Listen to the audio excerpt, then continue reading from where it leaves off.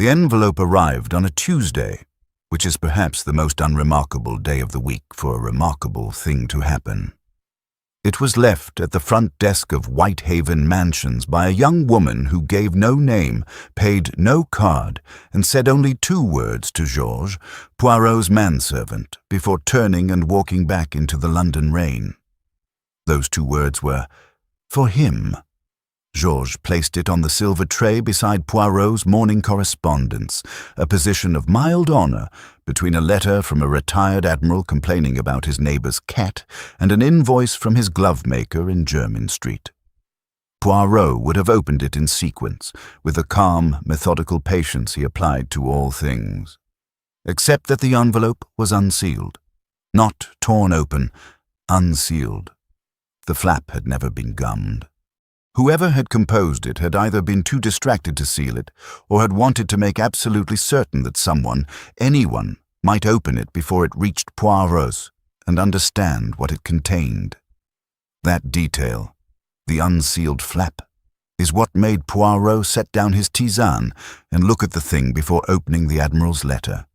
He noted, cream-coloured paper, quality stock, not cheap. No name on the front.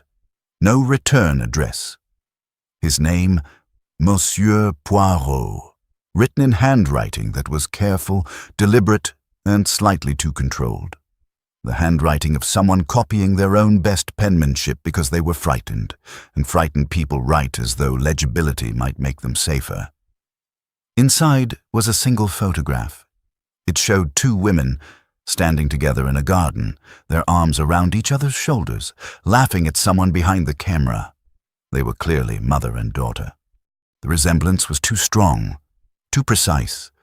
The same dark eyes, the same long jaw, the same slight tilt of the head when they smiled. The mother appeared to be perhaps 50, the daughter no more than 22 or 23. Both were wearing summer dresses. The garden behind them was English. Roses, a stone wall, the corner of a brick house half hidden by climbing wisteria. On the back of the photograph, written in the same controlled hand as the envelope. My mother has been dead for 12 years. This photograph was taken last Thursday. Who is she, and why did she leave us? Poirot turned the photograph over twice. He examined it with the small magnifying glass he kept in his waistcoat pocket. A habit that Hastings had always found faintly theatrical, and which Poirot had always maintained was purely practical. The photograph was genuine. The image was not manipulated. He had seen enough doctored photographs in his career to know the tells, the wrong shadows, the slightly misaligned grain. This was a real woman, photographed in a real garden on what appeared to have been a real Thursday. A woman who was dead. And yet, demonstrably, breathing. Poirot set down his magnifying glass. He pressed his fingertips together in the arch he adopted when a problem required his full consideration. He sat like this for 7 minutes. Georges timed it later with the precision of a man accustomed to Poirot's silences. Then he picked up the telephone. Her name was Sylvie Marston. She was 23 years old. Had come down from Oxford the previous June with a 2nd in modern history, and was working as a junior researcher for a publishing house in Bloomsbury. She was tall, dark-haired, and possessed of a quality that Poirot associated with young people who had been through something early and permanent. A kind of settled watchfulness, a stillness beneath the surface, as though she had learned long ago that composure was not a luxury, but a necessity. She sat in the chair across from Poirot's desk and did not cry. This, he thought, was significant. He had been prepared for tears. Whatever had brought her here was not something she had discovered an hour ago. She had had time, days perhaps, to let the shock settle into something harder. Something that looked, from a certain angle, very much like fury. "Tell me about your mother," Poirot said. "Her name was Eleanor Marston. She died 12 years ago. In 1933, I was 11. She died in Bath. A fall? She slipped on the wet steps of the Royal Crescent, struck her head on the stone, and never regained consciousness. She died in hospital 3 days later. I was told this by my father, by our housekeeper, Mrs. Dobbs, and by the attending physician, a Dr. Gresham of Bath. And you have no reason to doubt any of these accounts. I had no reason to doubt any of them. Until Thursday. Tell me about Thursday. Sylvie opened the clasp of her handbag and removed a small notebook, the kind with a marbled cover used for notes. She had written things down. This, too, was significant. She had not trusted her memory with this. She had wanted facts, recorded, immutable, inarguable. I was in Kensington. I was meeting a colleague for lunch near the park. We were working on a manuscript about Victorian botanical illustration. Nothing to do with any of this. I was early, so I was walking along the broad walk, and I saw a woman. She paused. She looked at the notebook. Then she looked up. She was walking in the opposite direction, away from me, perhaps 30 feet away. I saw her profile for perhaps 3 seconds. Monsieur Poirot. I know what you are thinking. I know that grief does strange things to the mind. I know that we see the dead in the faces of strangers because part of us is always looking for them. I thought about all of this, standing on the broad walk in Kensington Gardens, for perhaps 10 seconds. And then I followed her. She said it without apology, without embarrassment, as though it had never been a choice, as though her feet had simply known before her mind had caught up. She walked to Queen's Gate. She went into a house, number 34. I waited outside for 20 minutes. She did not come out. I went home and I took out every photograph I had of my mother, which was not many. My father is not a man who keeps photographs. But I have 3. I have a portrait taken before she married. I have the photograph from their wedding, and I have the one I sent to you. The one taken last Thursday. The one I took last Thursday. I had my camera in my bag. I always carry it. It's a small Leica for work. She was walking toward me, and I raised it and took the picture, and she didn't see me. Poirot studied her. You're very certain it is she. I am completely certain it is she. A pause. Then more quietly. I've had her face in my memory for 12 years, Monsieur Poirot. I've looked at it every night before I sleep. I know that face the way I know my own. It is my mother. She is alive. She has been alive for 12 years, and she has never come back for me. She stopped. She looked at the notebook again. I don't want comfort, she said. I want to know why. Number 34. Queen's Gate was a handsome terraced house in white stucco, the kind of address that suggests old money, good taste, and an absolute conviction that one's affairs are one's own concern. Poirot sent Hastings to observe it, because Hastings, broad-shouldered, pleasant-faced, with the vaguely distracted air of a man who has spent too much time with horses and not enough with people, could stand on a pavement for an hour without appearing to do anything in particular, whereas Poirot's remarkable appearance made him conspicuous everywhere, except, oddly, in the very grandest rooms, where people simply assumed he was someone's distinguished foreign guest. Hastings spent 3 hours at Queen's Gate on the Tuesday afternoon, returned to Whitehaven Mansions at 5:30, helped himself to Poirot's biscuits, and reported the following. Number 34 was rented. The name on the rent book, confirmed by judicious inquiry at the letting agent's office 2 streets away, was a Mrs. Vera Calloway. Mrs. Vera Calloway had resided there for 11 years. She lived alone. She received visitors. The postman, a regular delivery from a grocer's in Earl's Court, and, on the Tuesday afternoon, one gentleman of military bearing who arrived at 4 and departed at 5:15. Military bearing, Poirot repeated. You're sure? Quite sure. The posture, the walk, army, I'd say. Not current. The suit was civilian, but the bearing stays. You don't lose it. Age? Mid-50s. Grey hair, well kept. Handsome, I suppose, if one's taste runs to the stern sort. And Mrs. Calloway herself. You saw her? Briefly. She came to the door to let the gentleman in. Medium height, dark hair. I couldn't see the color well at that distance. She was in the doorway. Well dressed. Quiet. Poirot was silent for a moment. And the girl, Sylvie Marston's father, what do we know? What they knew was this. Sylvie's father was one Edwin Marston. He was 57 years old and had been, for the past 2 decades, a senior partner at a firm of solicitors in Gray's Inn. He had married Eleanor, née Hatch, in 1921. They had had one child, Sylvie, born 1922. Eleanor had died in Bath in 1933 of injuries sustained in a fall. Edwin Marston had not remarried. He lived in a house in Haslemere, Surrey, where he kept a small garden and attended church on Sundays, and gave no indication whatsoever that anything in his life was anything other than exactly what it appeared to be. This is the kind of life, Poirot reflected, that a man builds very deliberately, not one that simply happens. "Hastings," he said, "we require a meeting with Mr. Edwin Marston."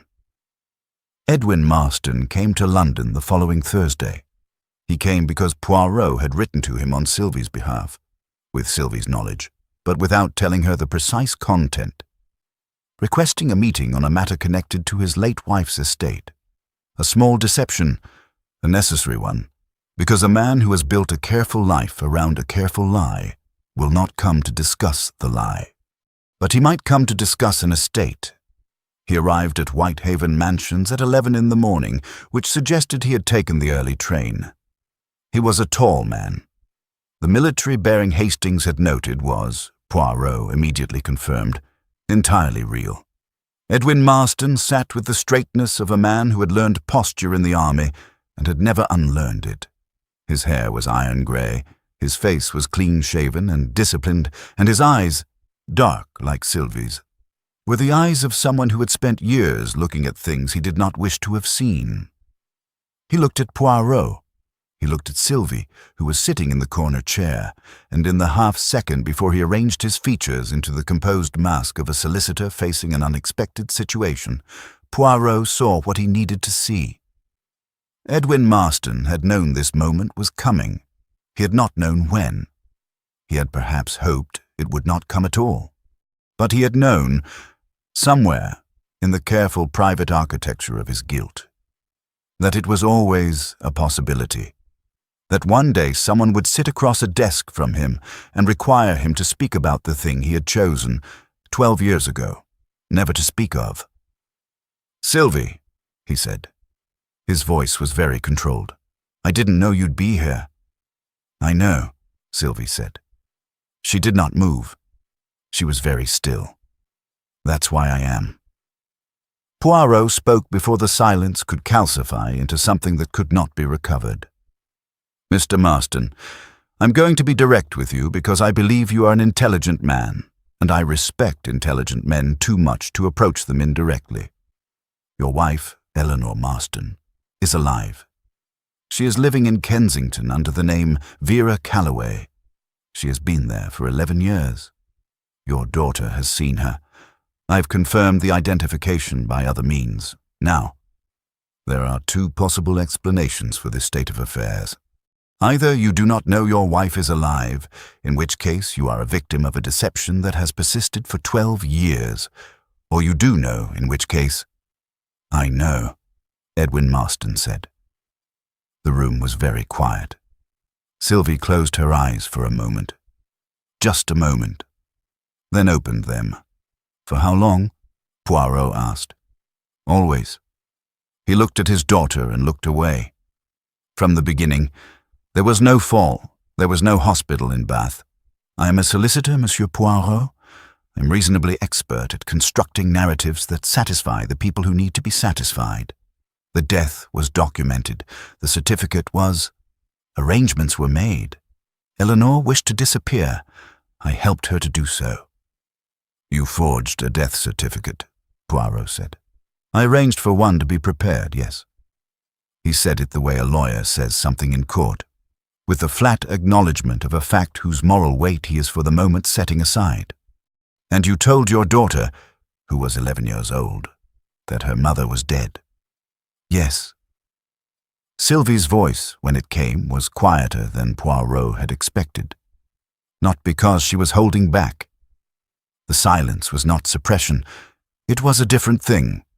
The voice of a person who has asked herself this question so many times, in so many ways, that the question has worn itself smooth. Why? Edwin Marston looked at his daughter for a long time. Long enough that the quality of the silence shifted, became something with texture, something old. Because she asked me to, he said. Because she said it was the only way, and because I was, at the time, willing to do almost anything she asked. He looked at his hands.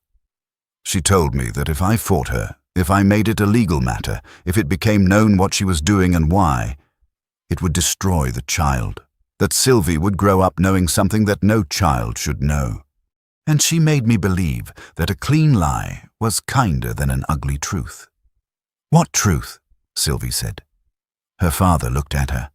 There are things, he said slowly, that your mother could not tell you, that she could not tell anyone, not then, perhaps not ever. Things she had done, things that had been done to her, that...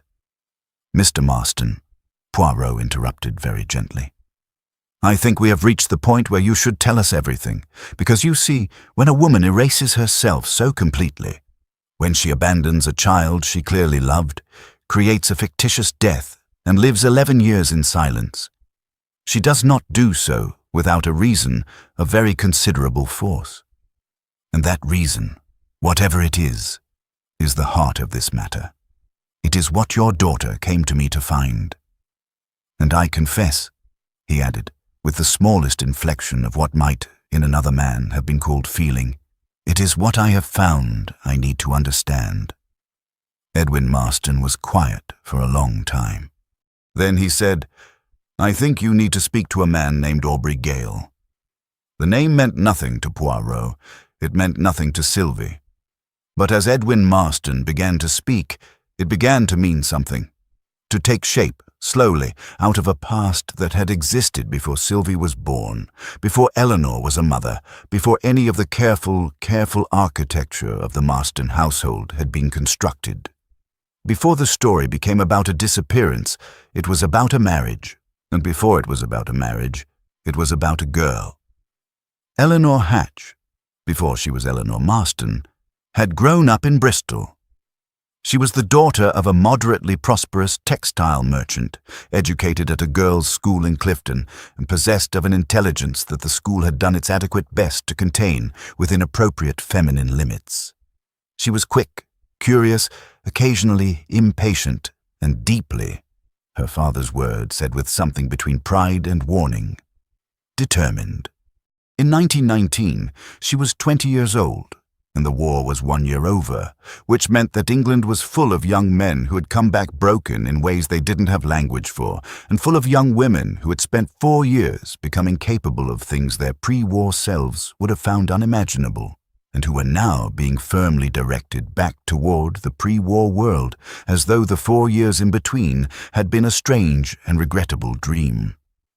Eleanor Hatch was not interested in the pre-war world. In Bristol, in 1919, she met Aubrey Gale. He was 32.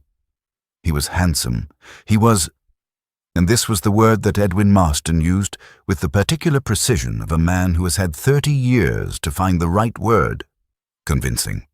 He had come from somewhere in the Midlands, had distinguished himself at the Somme in ways that remained conveniently vague when examined closely, and had established himself in Bristol as a dealer in what he called antiquarian art, a description sufficiently elastic to encompass a considerable range of transactions, most of which were legitimate and some of which were not. Eleanor fell in love with him. This should not require explanation. She was 20, he was 32 and charming, and love at 20 does not require justification. She fell in love with him, and after 6 months, she married him. She married Aubrey Gale in January of 1920. She left him in March of 1921. 15 months. That was all. 15 months in which the convincing manner had revealed what lay beneath it, and what lay beneath it was. Edwin Marston chose his words here with the deliberateness of a man handling something he would prefer not to touch. Systematic. Gale was not violent. Or rather, he was not violent in ways that left marks. He was, instead, the kind of person who dismantles another person the way you might dismantle a clock. Methodically, patiently, piece by piece, until the pieces are still all there, but they no longer tell the right time. He cut her off from her family. He controlled her money. He managed her correspondence. He decided her opinions for her, and when her opinions diverged from his, he explained with great patience and somewhat less patience, and then considerably less patience, why she was wrong. He made her feel, gradually and then completely, that she was inadequate to every aspect of existence that he had not personally approved.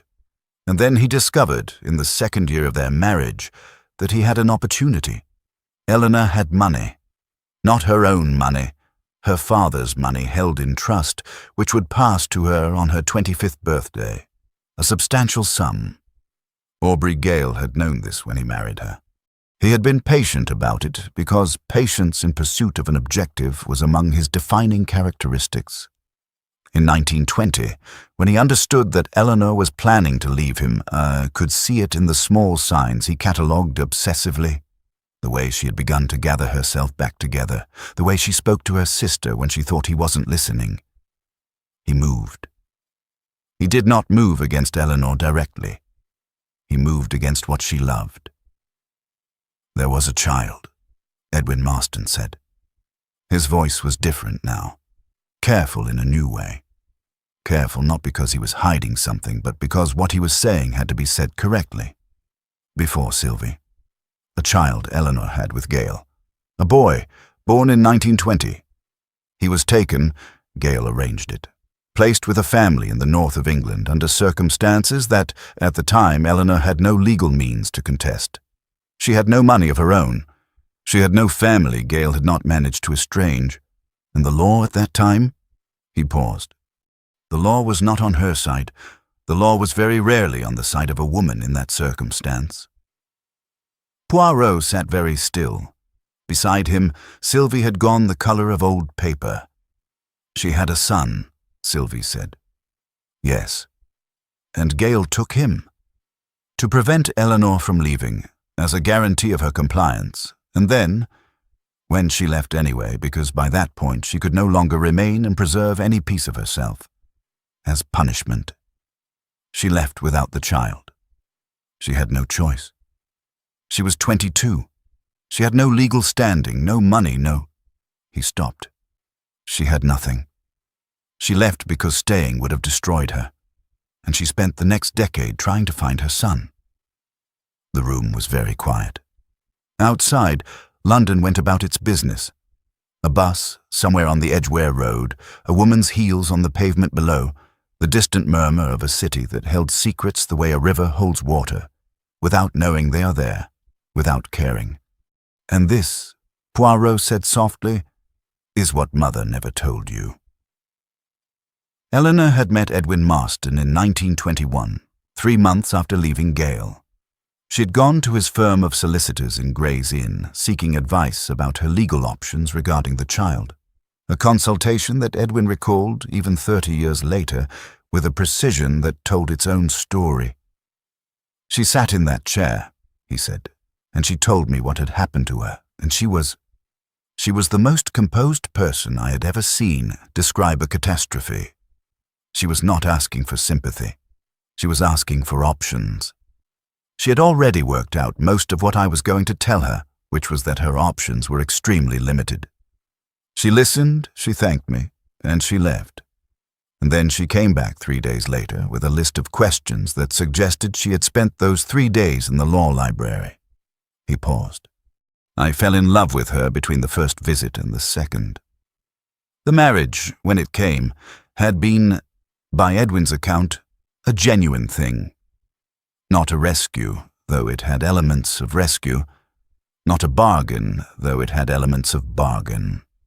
It was a union between two people who understood each other's damage with unusual clarity and who had decided to attempt, nonetheless, the project of a life together. Sylvie had been born in 1922, and for those years, for the decade between her birth and Eleanor's disappearance, there had been something that was not quite happiness, because happiness requires a certain freedom from fear, and Eleanor had never been free from fear. But there had been something, a life. Throughout those years, Eleanor had continued to search for her first child.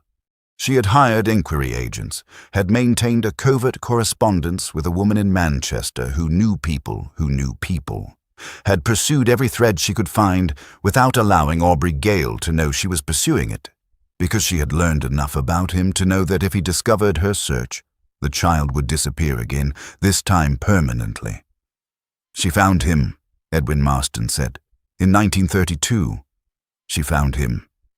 He said it the way people say things that are both wonderful and terrible at once.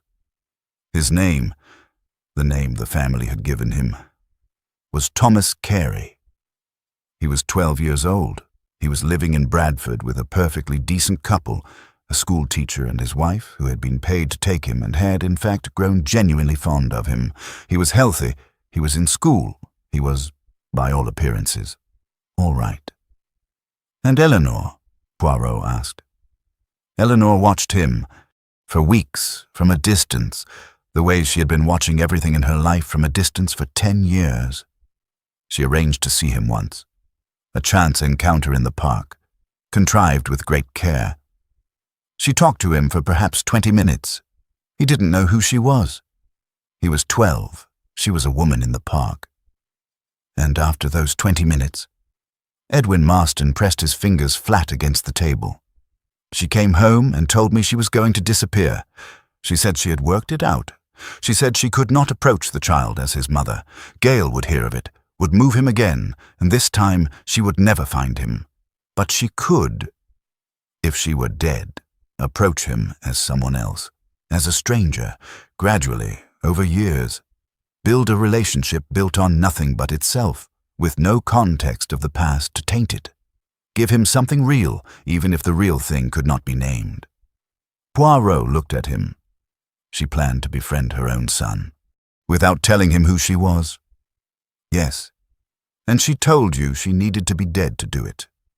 She told me that if she were still Eleanor Marston, Gale would find a way to use Sylvie against her, that he would use whatever Eleanor loved as a weapon, as he always had, and that Sylvie was safest, was only safe, in a world where Eleanor did not exist. She chose her son, Sylvie said. Her voice was perfectly flat. Over me. She chose, Edwin said very carefully, to protect you both, by removing herself from the equation. She left me. Yes. He did not flinch from it. Poirot gave him credit for that. She left you.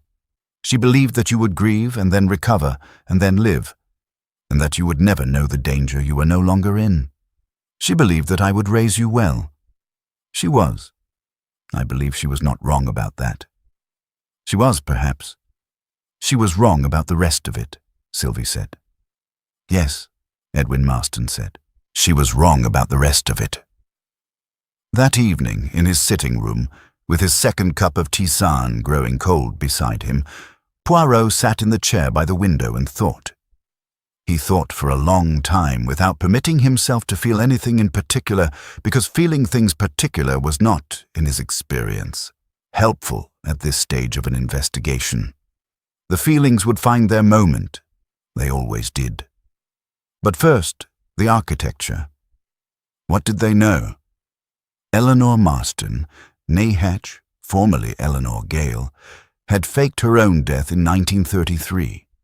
She had done so with the assistance of her husband, Edwin Marston, who had misused his position as a solicitor to falsify documents. She had established a new identity as Vera Calloway, and had spent the 11 years since living in Kensington.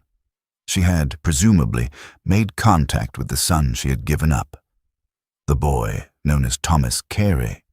The military gentleman Hastings had observed visiting the house at Queen's Gate, mid-50s, stern, grey-haired.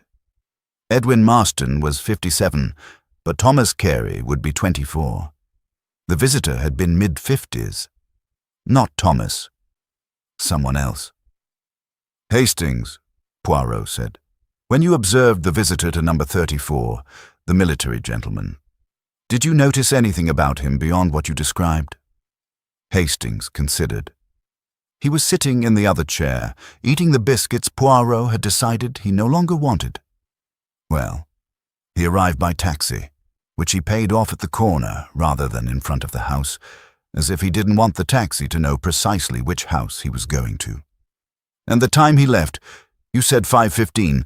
Was there anything—" He looked when he came out, rather the way a man looks when a conversation has not gone as he intended. Not angry, more like deflated isn't quite right. Resolved. Like he'd made a decision he hadn't gone in planning to make. Poirot's fingertips pressed together. "Hastings, I believe we need to find Aubrey Gale."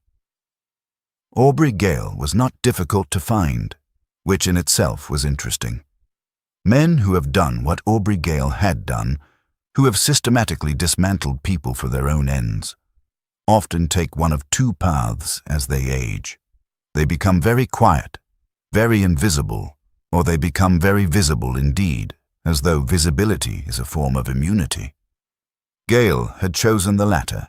He was a partner in a gallery on Bond Street. "Antiques and Fine Art," the sign read, in the discreet gold lettering of an establishment that has been there long enough to have an opinion about everything. His name was in the directory. He was, by all appearances, a prosperous and respectable member of London's trade in beautiful things. He was 62, which made him, Poirot calculated, 7 years older than Eleanor. He was still handsome, in the architectural way that some men's faces improve with age because the underlying structure is good even as the softer elements fall away. His eyes, when he looked at Poirot across the gallery's front room, were brown and very still, the kind of still that is not calm but is the deliberate suppression of something that is not calm. "Monsieur Gale," Poirot said, "I am Hercule Poirot. I believe you know why I'm here."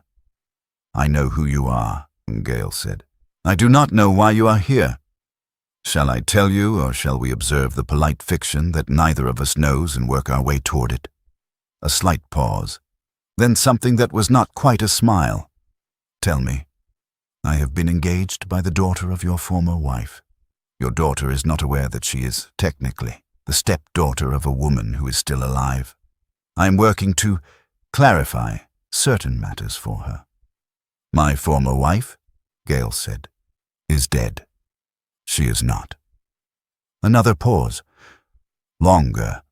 "If you are suggesting," he said, "that I have any knowledge of—" "I am not suggesting anything about your knowledge. I'm telling you what I know. Eleanor is alive. She's living under another name. I know where she is, I know what she's doing, and in very broad terms, I know why. What I do not yet know is whether you know, and whether your knowing, or not knowing, constitutes a threat to her." Gale looked at him. He was excellent at looking at people without expression. It was a skill that Poirot found simultaneously impressive and deeply unpleasant. "You came here," Gale said finally, "not to inform me of something. You came here to assess me. I came here to understand you. There is a difference." "And what have you concluded?" "I have concluded," Poirot said, "that you knew your former wife was alive before I told you. I believe the military gentleman who visited number 34 Queen's Gate on Tuesday was someone who brought you information, not someone you sent. I notice you did not ask me how I knew about the house. You already knew the house. The visitor was bringing you something you didn't have. Confirmation of something you had suspected."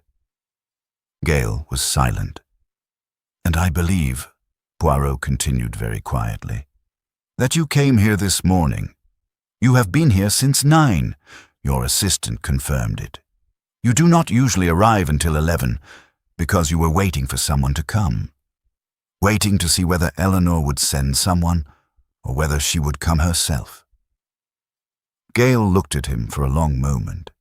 Then he walked to the window that faced Bond Street and stood with his back to Poirot, looking out at the street.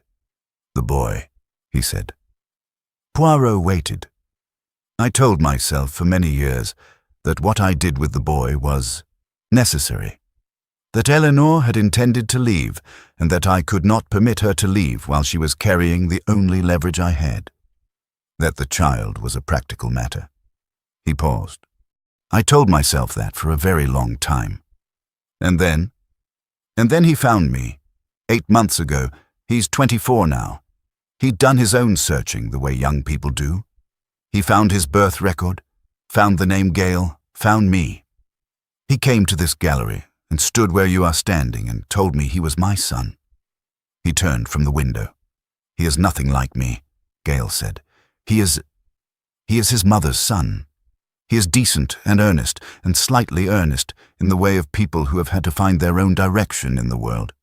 He is a schoolteacher, like the man who raised him. He is—" Something shifted in Gale's face. Something that sat uneasily in a face built for control. "He is the best thing I have produced in 62 years, which is not a high bar, given the alternatives. And you sent someone to find Eleanor." "I hired someone to find out whether she was alive, because Thomas wanted to know. He wanted to know who she was, what had happened. And I owed him that. I owed him—" He stopped. "I owed him considerably more than information about his mother, but it was what I could give." "And your man found her?" "Yes." "And you went to her?" "Not I. I was the one person she would never permit through her door. I sent a letter through my man, explaining that Thomas had found me, that he wanted to find her, that it was her choice, entirely her choice, what happened next, and that I would not interfere." He looked at Poirot steadily. "I am 62 years old, Monsieur Poirot.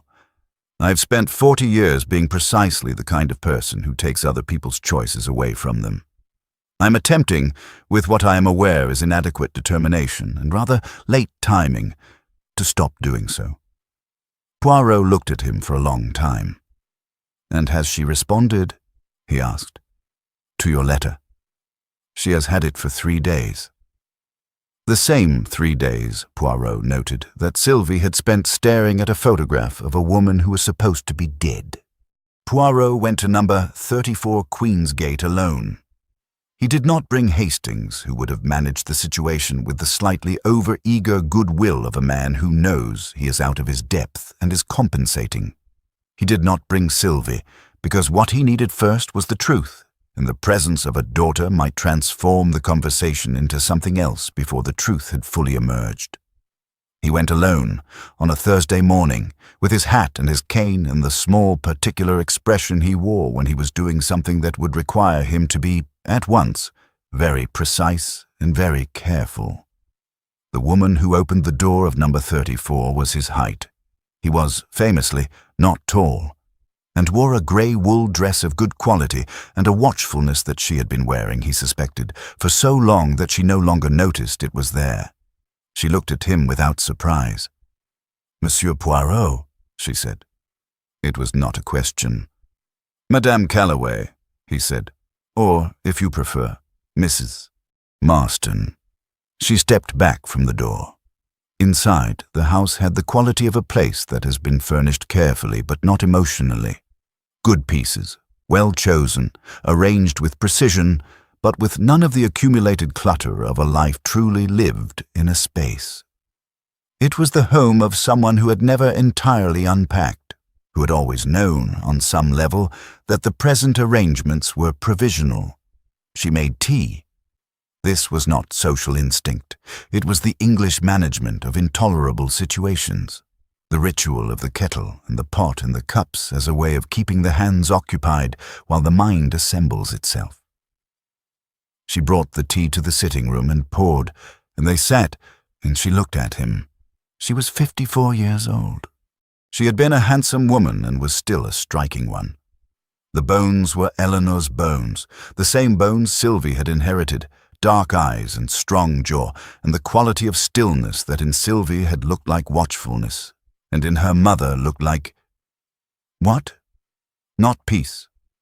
Not resignation. Something more like endurance. The endurance of a person who has been carrying something heavy for a very long time and has learned to adjust their gait. "My daughter," she said. "How is she?" She is, at this moment, angrier than she has ever been in her life, and more frightened.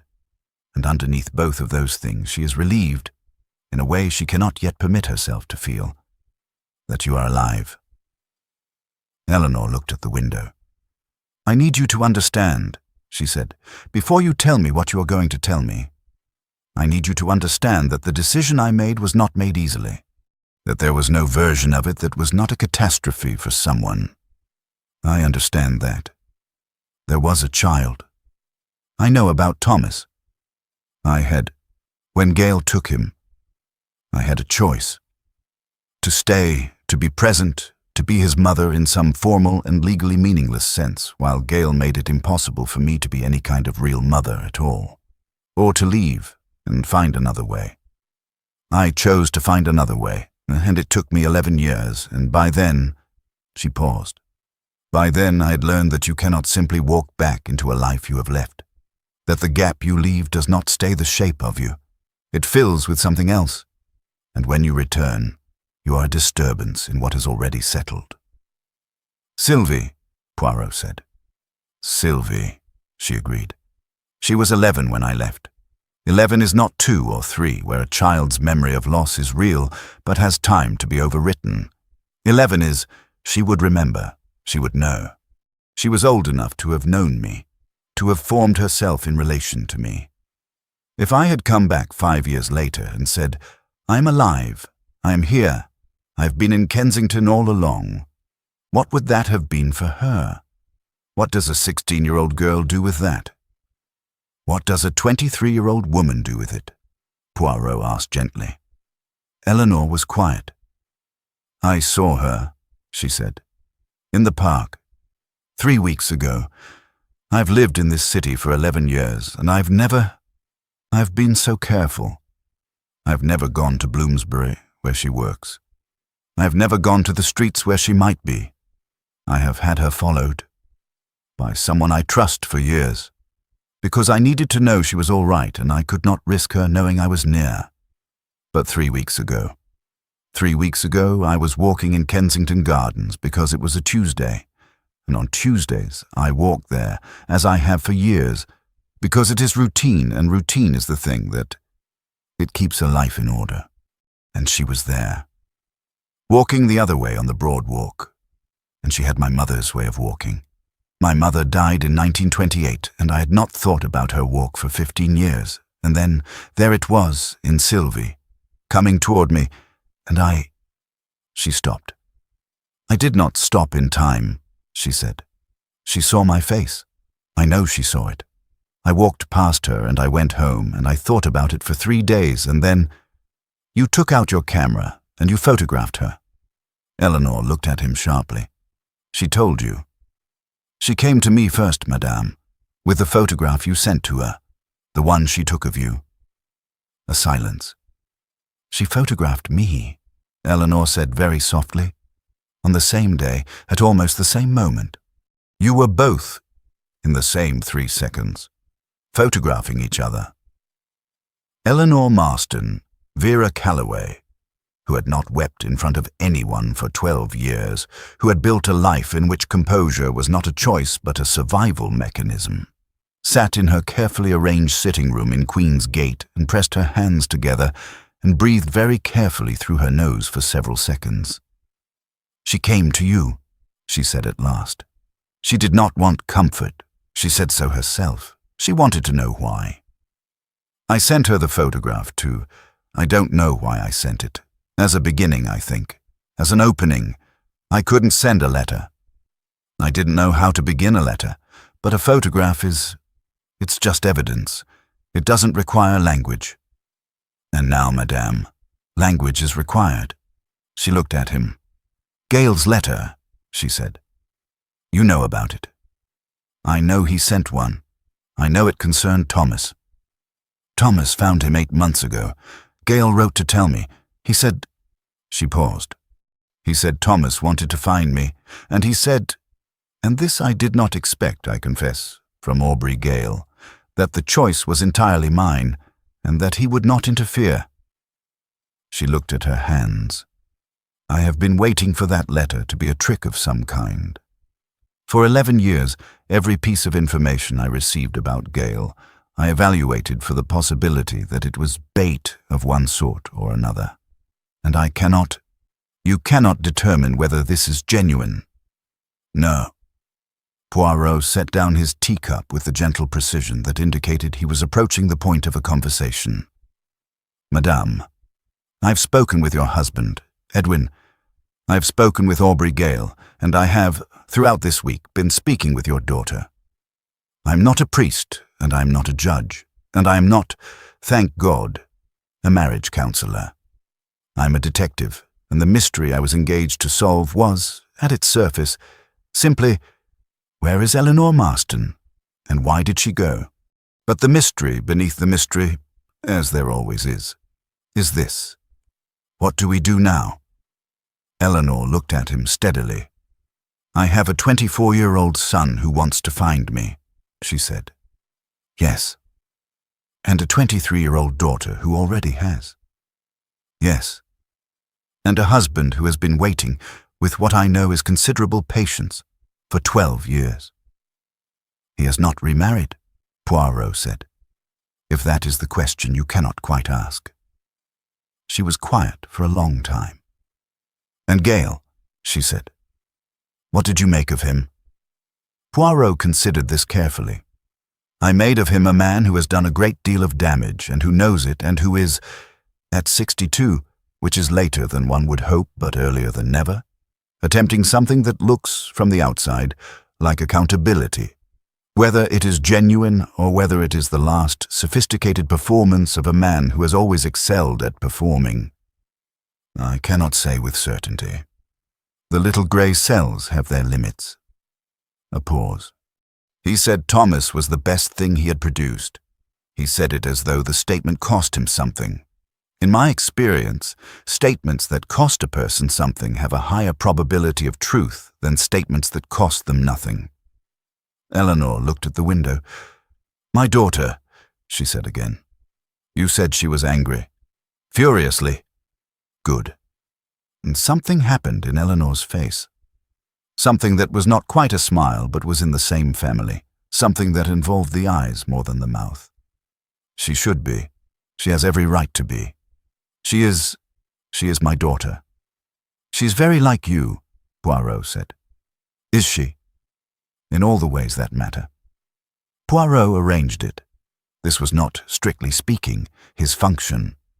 His function was detection, the accumulation of evidence, the analysis of motive, the identification of truth. Arranging meetings between mothers and daughters was something he did not usually do. He did it anyway. He went to Sylvie's office in Bloomsbury on the Thursday afternoon and told her, without preamble, that her mother was at number 34 Queen's Gate, that she was expecting her, and that she could go or not go as she chose, and Poirot would think neither more nor less of her regardless. Sylvie stared at him for approximately 4 seconds. Then she stood up, picked up her coat, and walked past him toward the door. She stopped in the doorway and turned. "Will you come?" "No," Poirot said. "This is yours, not mine." She looked at him for a moment with the dark eyes that were her mother's eyes. "Thank you," she said. And she went. Poirot did not learn, until later, what was said at that meeting. He knew the outline, that it lasted 3 hours, that the tea went cold and was made fresh twice, that at some point both women walked in the garden of the house in Queen's Gate because the sitting room had become insufficient for the size of what was happening in it. He knew, because Edwin Marston telephoned him the following week with the formality of a man delivering a report he owes, that Eleanor had agreed to come back, not to the Haslemere house, not to the legal status of wife, not to the reconstruction of the precise life she had left, but to the acknowledgement of existing, to being for a daughter who had thought her dead, alive.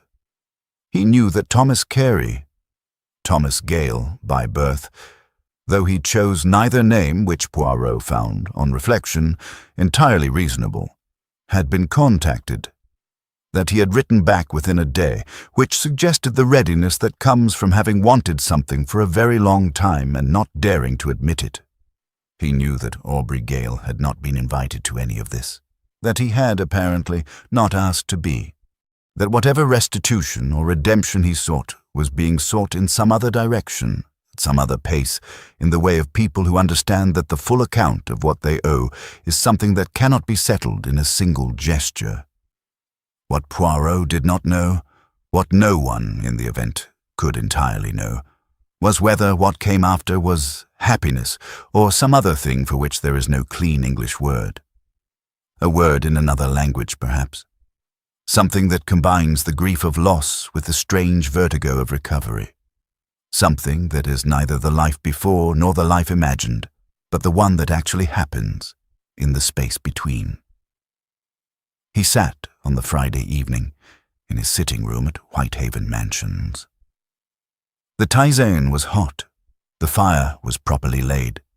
The city moved outside the window, the buses and the rain and the million small dramas of 8 million lives.